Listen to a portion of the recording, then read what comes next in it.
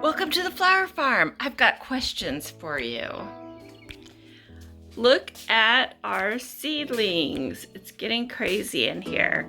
So my first question is, we have a bajillion zinnias, obviously.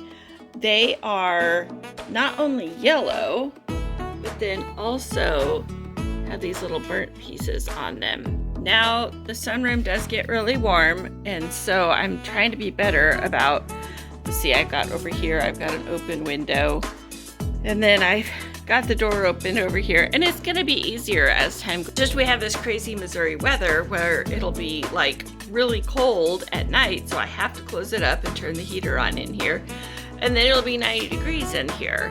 So I don't know what the answer is. I've thought about like putting a thermostat in, but how do maybe I can hook it to Alexa somehow and get some notification when it gets too warm in here.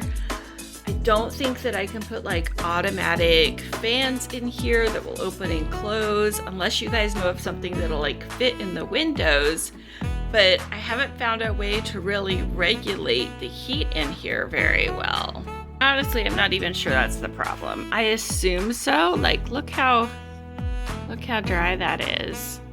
That poor guy. You know, some people are doing just fine. But if I could find a way to fix that, oh my gosh, look at these beautiful. We got these from Floret. Look how good they're doing. These are their dahlia seeds.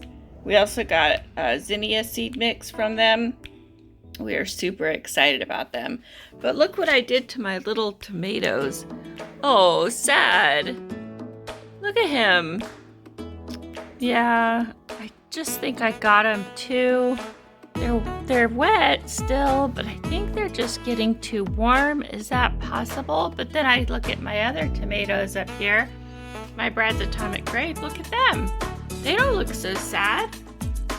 Why do they look fine? Of course, the loofah love the heat.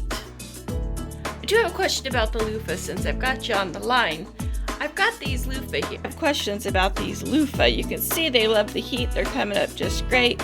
And I could try to put them in the ground.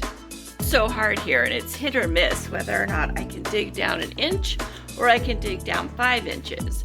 So if I can't dig down in the spot that I want to put them in against the fence, can I buy like a 3-gallon or a 5-gallon grow bag and put them in that? I don't know how deep their root system goes. I don't know how much soil they're gonna need.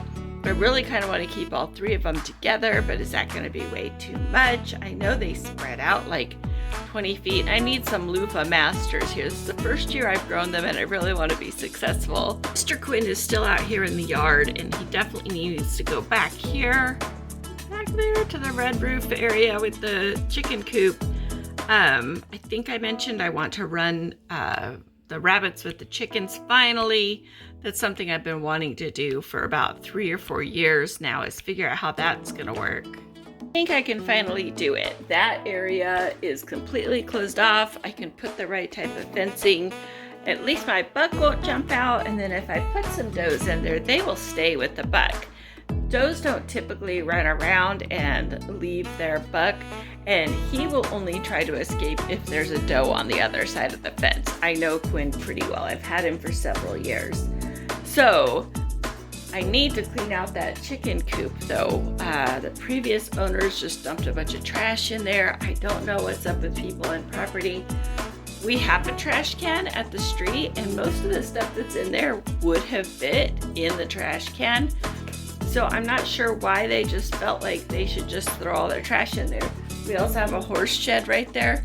They dumped a bunch of trash in there, and there are multiple like dump pile. And I get it, like if you've got a couch or something large, I wouldn't personally do it, but I understand why people in the country, you know, dump stuff in the far part of their acreage. But this is just little stuff. It really could have gone in the regular trash, but I found several piles like that around here. And I honestly don't think it was the original owner. I think it was the person that bought and flipped the house. Have you ever had an area where your rabbit and your chickens live together? How did that go? I'll see you next time.